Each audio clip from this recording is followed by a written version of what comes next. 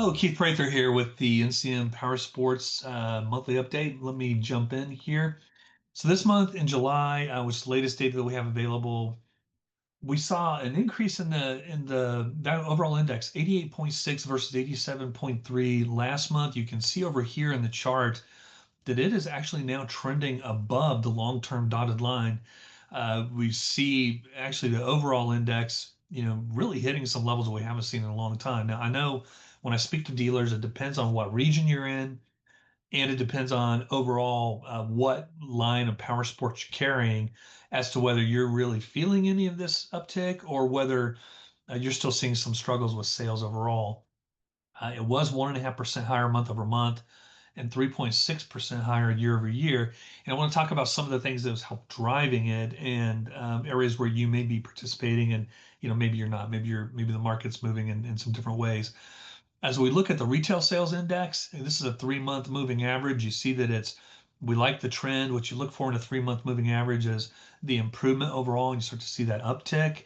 We don't like the fact that it's still below um, the year over year growth rate and then still below the long term trend, which is the black dotted line here. We would like to see it obviously above that long term trend line. So we're still seeing sluggishness, but we're starting to see a little bit of recovery. And that's probably the best way to say it. So when we look at retail spending and consumer spending, and the nice thing about power sports is that there are categories of power sports that are in the lower dollar amounts that can see some upticks before we see maybe some of the higher ticket power sports items start to move. And as we see consumers starting to take a little risk, it really is in the lower price points with a lot of big ticket items in the whole big ticket category we talk about. It's going to be some of the lower range or the lower end of that big ticket category.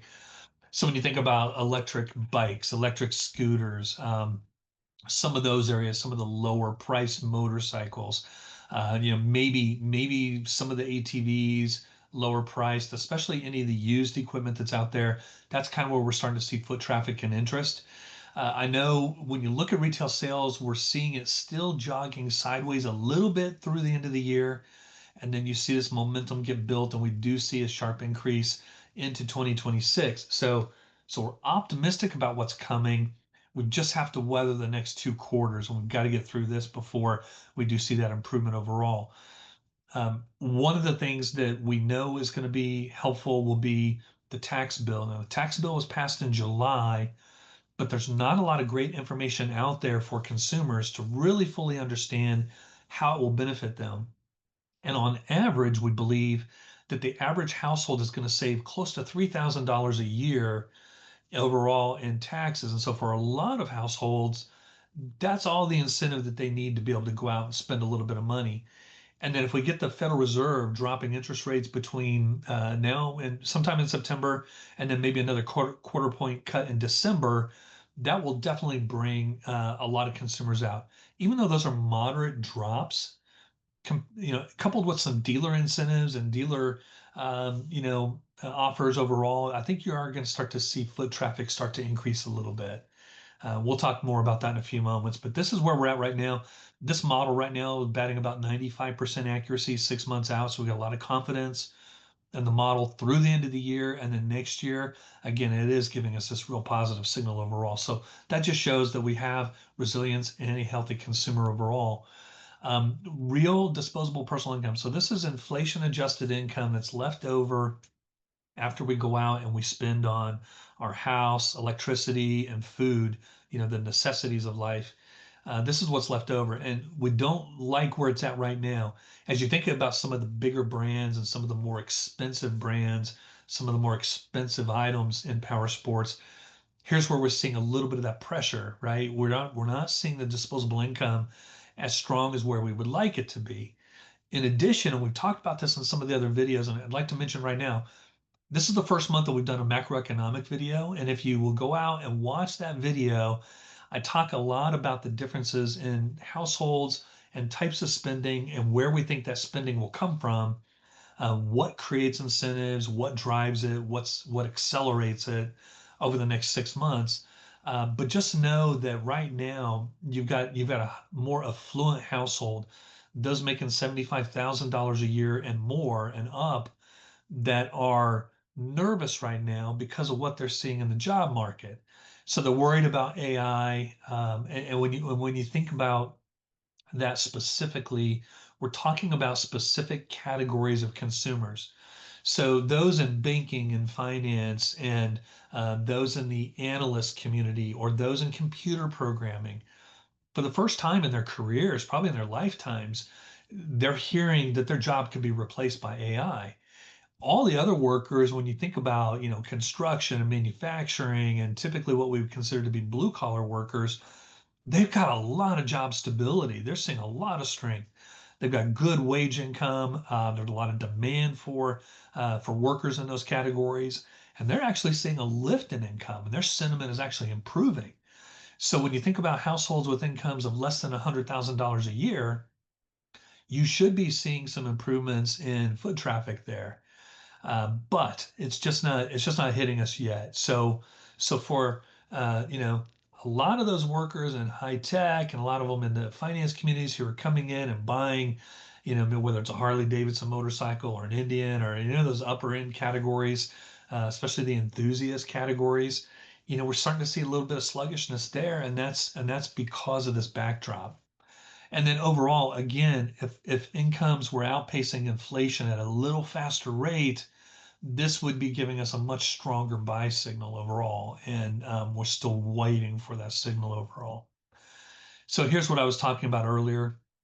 If you're in those lower income categories, which is about 62% of all US households right now living check to check, and those making less than 75 to $100,000 a year, their wages are well below inflation at the moment, and so there's a lot of pressure there, and they're just not jumping out and making purchases in these categories right now.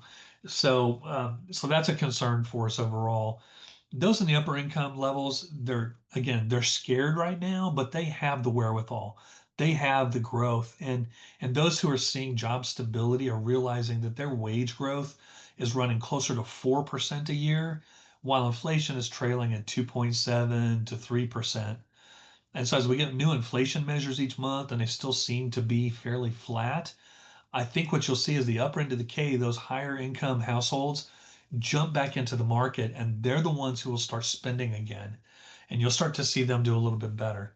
Again, I think the used market, you still consider will continue to see the used market do very well. It's just we got to re-engage and reactivate that upper income market to get them back in the marketplace and get them spending again. Again, one of the catalysts that will do that is a Federal Reserve that starts to trim interest rates. If we see them trim in September and then also see them trim in December, which right now it sounds like that's kind of the plan, then I think you'll see some optimism start to seep back into that upper income category.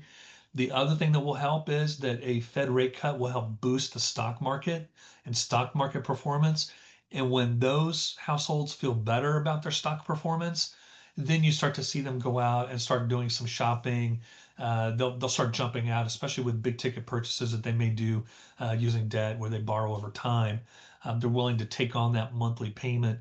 I will say this, that if we get a Fed rate cut and at the same time we see the U.S. Treasury market, so the bond market, the long-term interest rates, if we see those come down with the Federal Reserve rate cuts, and the only reason why I say if is because in 2024, when the Federal Reserve cut by a full basis point, I'm sorry, 100 basis points, full percentage point, we saw treasuries, we saw the bond market go the opposite direction. The bond market is typically worried about inflation, and it's worried about deficits. And when we see the Fed cut, but we see inflation rise or we see the deficit rise, it's possible the treasuries go in the wrong direction. But historically, when the Fed has cut, treasuries have come down with them. And so if that happens, then a lot of households will go refinance their mortgages, and they'll free up on average, we believe, somewhere between $150 and $250 a month, that allows them to go out and make purchases using debt. So we'll watch for those signals. Again, that's something that could come this month in September. We should get that first hint of a first rate cut, and first rate cut in almost a year. So we're hoping we get that, and then hopefully we get that follow up in December. But again, gives us something to watch for this month. Stay vigilant out there, and hope everyone is doing well. And again, being resilient. And we'll see you next month. All right, take care.